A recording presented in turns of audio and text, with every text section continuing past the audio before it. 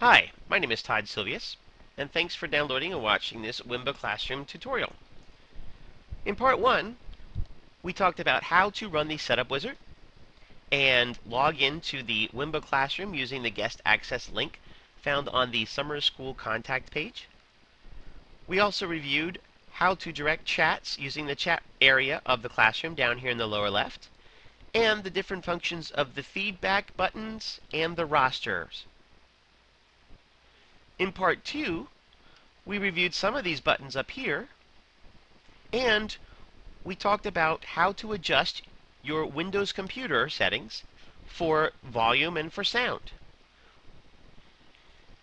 We also talked about how to activate the webcam.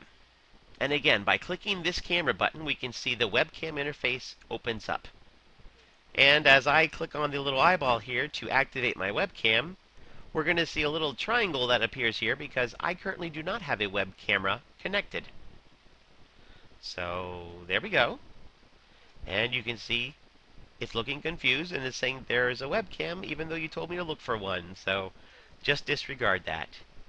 Had I actually connected a webcam, right now where this triangle is, in this little inset here, we would see a live projection of my face coming through the webcam.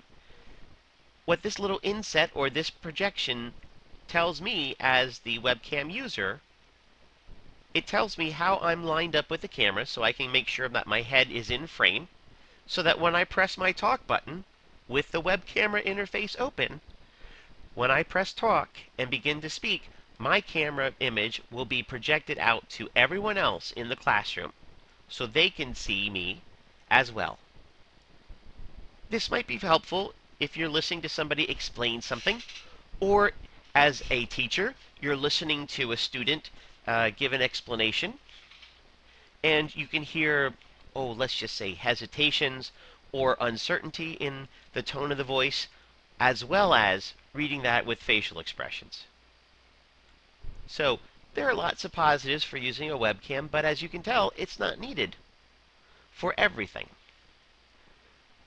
This phone here gives you phone access to the Wimba Classroom. And by clicking that, you'll see that there is a phone number that you can dial. And when you dial this phone number, it lets you in to the Wimba Classroom itself. So if you are not able to run the setup wizard successfully, simply use this phone number here to dial in from any cell phone or any landline phone. And when prompted, enter the PIN number here. Once you hear 3 pings after entering the PIN number, your telephone number will appear here in the classroom roster, and you can listen to and speak into the discussion going on in the class. And again, that's if the Wimba setup wizard did not complete successfully, and it is also in case you just can't be by a computer, but you still want to talk with your teacher or the presenter in this Wimba Classroom and listen to the discussion. So there is a simulcast over the phone for you to take advantage of as well. This options area here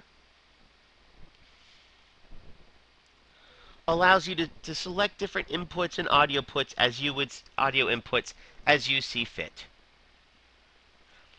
If the teacher or presenter makes it available to you, you could have lock talk. In other words, you could have a setting that would enable you to click on lock talk here from this menu, and then without having to hold down the talk button while you speak, simply holding lock talk will keep it down for you.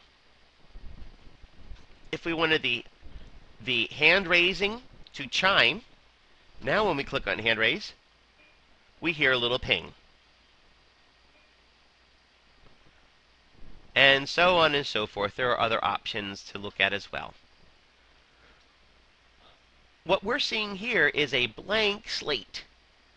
And this is where the teacher will interact with the student, with drawing tools or text tools, or perhaps demonstrating PowerPoint shows, so on and so forth, with the student. What the teacher or presenter can do is make those presentation tools available to you as the guest in the classroom. If that happens, over here along the left-hand side of the classroom, you would see a basic set of what appear to be rudimentary paint program tools, which allow you to circle items that the teacher has put up on the whiteboard from the teacher side. For example, hey, Mr. Silvius, I don't understand this part of the problem you just put on the board. Or I thought this area over here actually went over on this side. In other words, both the teacher and the student can be looking at the same board at the same time over a great distance through the live classroom.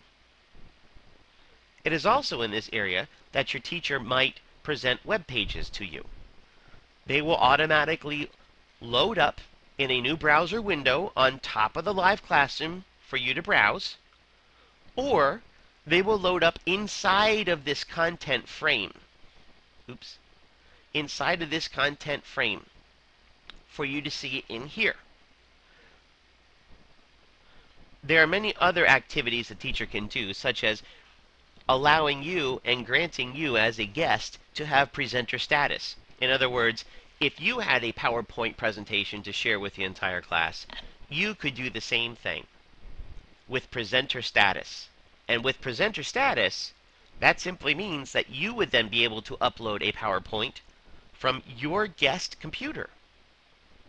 And then everyone else inside the roster would be able to share and see your work as you became the presenter of the classroom. There are many options that we're not going to explore for these tutorials right now, and those include breakout rooms, in other words, additional rooms where the teacher can manually place you into a breakout room to work with other people in the classroom at the same time on small group work. And then bring your group work and your discussions back to the large or main room here to share with the entire class what you've learned together as a group.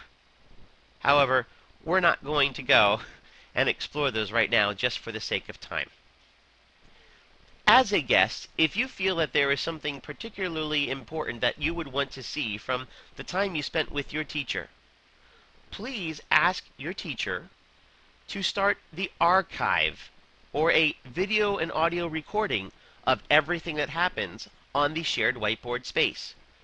For example, if you have a hunch that after you've seen how to balance chemical equations, that you might forget right as soon as you're done with your teacher in the Wimba Live classroom, ask your teacher to start the archive and then send you the MP4 video link to play back on your computer at a later time.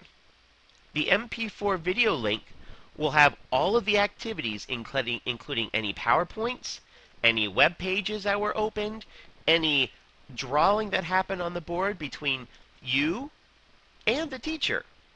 Everything is recorded and compressed into a single video with audio for you to play back at another time. Again, that's called the archiver, and it's an option that your presenter or teacher can do while you're spending time in the Wimba classroom. If you think you might want to see what you're working on with the teacher, again, perhaps offline. That brings us to a close of the Wimba Classroom Tools, Parts 1, 2, and 3. And before we go, we want to make sure that we hit the exit button to exit the classroom correctly. Avoid hitting the red X, because the exit button helps you exit the classroom the appropriate way and stops all of the functions that are currently running in the background the correct way. So I'm going to exit the classroom now. And it takes me back to where I first came in with my participant login back on part 1 of this movie series. So again, thank you very much for watching this tutorial and experiencing what the Wimba Live Classroom can do and how it can help you and your teacher communicate.